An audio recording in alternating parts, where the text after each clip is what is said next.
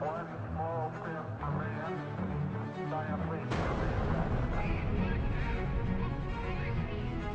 As the greatest demonstration for freedom in the history of our nation. Historia universal contemporánea. El desarrollo histórico de la Guerra Fría.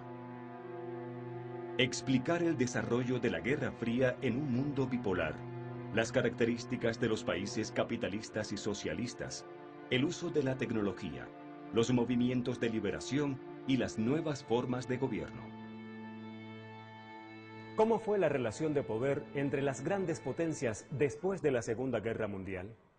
¿Qué relación existe entre el nuevo orden mundial y la independencia de naciones en África y Asia en este periodo? Además de responder estas preguntas, en este programa conoceremos sobre los avances tecnológicos de la segunda mitad del siglo XX, en particular la sorprendente carrera espacial. Al terminar la Segunda Guerra Mundial, se formaron dos bloques de países con diferentes formas de organización social y económica. Por un lado, el bloque capitalista, encabezado por los Estados Unidos de América, que defendía la economía de mercado y democracia liberal. Por otro, el bloque socialista, dirigido por la Unión de Repúblicas Socialistas Soviéticas, con una economía planificada y controlada por el Estado, generalmente con gobiernos autoritarios. Cada bloque veía en el otro una amenaza a su existencia.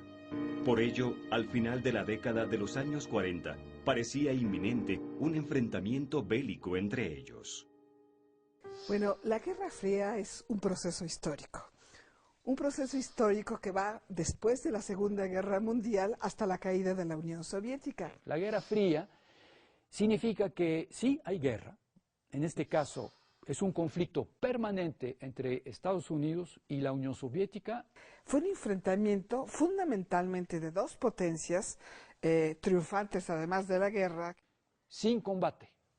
Jamás un soldado soviético mató a un americano o viceversa. Esta fue una guerra política, militar, ideológica y social. Podemos plantear muchas preguntas sobre este proceso, pero primero debemos conocer las múltiples causas que le dieron origen.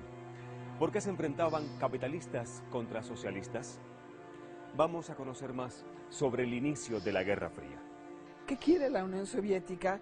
Expandir el socialismo al mundo. ¿Qué quiere Estados Unidos?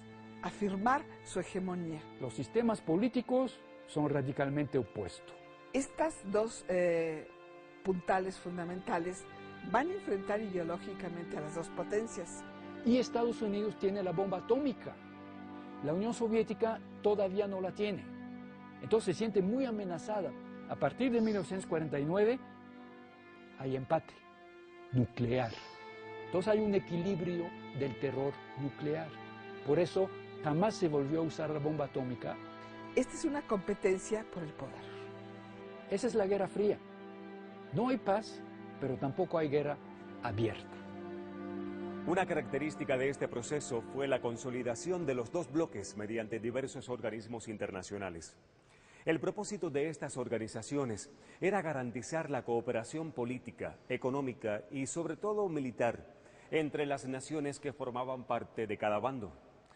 A partir de entonces, cuando un conflicto estallaba alrededor del mundo, los bloques intentaban modificar el resultado a su favor y pedían la ayuda de los organismos a los que pertenecían. Por otro lado, las superpotencias participaron en los conflictos bélicos de ese momento. Veamos qué papel desempeñaron en ellos.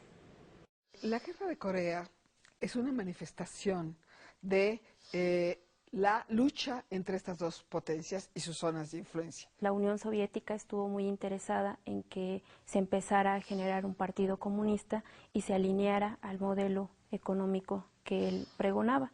Sin embargo, Estados Unidos lo vio como un atentado a su zona de hegemonía. Es cuando Estados Unidos se da cuenta de que ha sido muy imprudente retirándose tan pronto de Europa. Corea del Norte ataca a Corea del Sur y Estados Unidos entra a la guerra. Esas divisiones que existieron dentro de Corea llevaron a que se generara un conflicto armado entre los mismos integrantes del país, financiados por estos dos países y con el adiestramiento militar de estos dos países, Estados Unidos y Rusia. Realmente la guerra de Corea se da entre China y Estados Unidos, uno apoyando a Corea del Norte y otro apoyando a Corea del Sur. Y finalmente, ¿cuáles son las consecuencias? Se divide Corea. Se divide a través del paralelo 38 en dos Coreas, Corea del Norte y Corea del Sur. Ambas con proyectos políticos distintos hasta la fecha. El muro de Berlín se construye como otra forma de contener a la Unión Soviética. Hay que saber que los aliados se habían repartido la ocupación de Alemania. Francia, Inglaterra y Estados Unidos ocupaban el occidente de Alemania y la Unión Soviética el oriente de Alemania. Quedaba la capital, Berlín, como una isla en medio de Alemania Oriental, en medio de la zona soviética, y Berlín se había repartido como un pastelito de la misma manera. La mitad de Berlín dividida en tres, franceses, ingleses, americanos, y la otra mitad de Berlín soviética. En los 60 se construye el muro por varias razones. Uno, es una contención militar, política e ideológica. Es un espacio de confrontación entre Occidente y la Unión Soviética. Y eso provocó otra crisis de tensión muy grave en 1961-62 entre los dos bloques. Mientras tanto, ¿qué pasaba con el resto del mundo?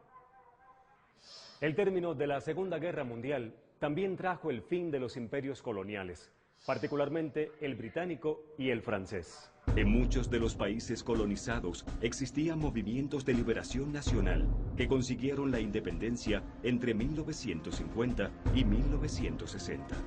Vamos a conocer la relación que existe entre el nuevo orden mundial y la independencia de naciones en África y Asia en este periodo. A partir de la terminación de la Segunda Guerra Mundial, empieza la reconstrucción de lo que se ha denominado un nuevo orden mundial o un orden mundial posbélico. Y esto se debe a que las antiguas potencias coloniales empezaron a perder una gran cantidad de poder. También surgen movimientos que se venían gestando de independencia. Algunas veces por voluntad, por decisión de la capital europea que dominaba esos territorios, y en otras ocasiones porque los pueblos de esas colonias empezaron a rebelarse y a levantarse en contra de los países que los dominaban desde Europa. La independencia de la India, de Argel, la Revolución China, la Revolución Cubana en Latinoamérica y, sobre todo, las últimas fueron las de África. En 1955 tuvo lugar un evento de singular importancia en Indonesia, la Conferencia de Bandung, en la que estuvieron presentes representantes de 29 países africanos y asiáticos. Les invito a conocer la trascendencia de este suceso. La Conferencia de Bandung da la consolidación a la independencia fundamentalmente de los países africanos, ¿no? Pero también hace referencia a la descolonización en general. Recordemos que la parte de Medio Oriente también empieza su independencia. Así nació el movimiento de los países no alineados que desde 1961 hasta nuestros días ha luchado por preservar la independencia de las naciones frente a los intereses de las grandes potencias. A pesar de ello, durante la Guerra Fría, los Estados Unidos de América y la Unión Soviética continuaron ejerciendo su influencia en las decisiones económicas y políticas de esos países recién independizados, como en Vietnam, entre 1959 y 1975. En este caso, el gobierno estadounidense quería detener a toda costa el avance del socialismo en el sudeste de Asia, lo cual desencadenó un conflicto bélico que tuvo fuerte impacto a nivel mundial. Las imágenes de la guerra de Vietnam en los noticieros el reclutamiento forzoso de ciudadanos estadounidenses, el gasto excesivo y lo prolongado del conflicto causaron que un sector de la sociedad comenzara a rechazar la participación de los Estados Unidos en esta contienda. La relativa homogeneidad de la sociedad estadounidense de los años 50 cambió repentinamente cuando en los años 60 muchos jóvenes comenzaron a actuar en contra de los valores sociales tradicionales. Además, se cuestionaba el funcionamiento del sistema político y económico de su país y de las grandes potencias. Un número importante de jóvenes se involucró con las organizaciones defensoras de los derechos civiles y las protestas contra la guerra de Vietnam. Exigían cambios radicales, adoptando un punto de vista revolucionario. Otros rechazaron el activismo político y buscaron una alternativa a la realidad del sistema económico existente: los hippies. El término hippie viene de la expresión inglesa hip, que significa vanguardista. Se les llamó así porque experimentaron con nuevas formas de vida comunitaria que reemplazaban a la familia nuclear y rechazaban la sociedad de consumo, entre otras cuestiones. Veamos con mayor detalle los cambios en la cultura estadounidense en los años 60. Un elemento interesante que se puede analizar en la guerra de Vietnam es el escenario que se está dando al interés de Estados Unidos de contracultura. Los jóvenes aparecieron como el actor principal de un mundo que estaba sufriendo cambios desde tiempo atrás. No querían participar en estas guerras, no entendían la importancia de esas guerras. Defendieron entonces también que la mejor manera de relacionarse con el mundo era la paz. Así, de esta manera, se comenzó a gestar un movimiento que defendía los derechos civiles. Esto llevó a nuevos fenómenos culturales. En el terreno de la música, por ejemplo, apareció el rock and roll y empezó a formarse un movimiento cultural. Se produjeron protestas, los jóvenes se organizaban, caminaban por las calles, llevaban sus banderas expresando qué es lo que reclamaban. Hubo cambios en la manera en la que se relacionaban la generación anterior con las generaciones nuevas. La constante tensión provocó entre las superpotencias un enorme avance científico y tecnológico, sobre todo en el terreno militar. Aunque es innegable que estos avances también tuvieron repercusiones a largo plazo en la vida cotidiana, las comunicaciones y en general el ámbito cultural. Entre las décadas de 1950 y 1970, la investigación científica y el interés en el desarrollo tecnológico permitieron que las computadoras disminuyeran su tamaño, aumentando su capacidad y velocidad de procesamiento. Además, se logró reducir su gasto energético. Esto permitió un notable adelanto en el campo de la informática, lo que fue fundamental para generar avances en la ciencia y en particular para explorar el espacio. La Unión Soviética parecía llevar la delantera en la conquista del espacio, cuando en 1957 lanzó el primer satélite espacial, el Sputnik. Después, en 1961, envió el primer ser humano al espacio, el cosmonauta Yuri Gagarin.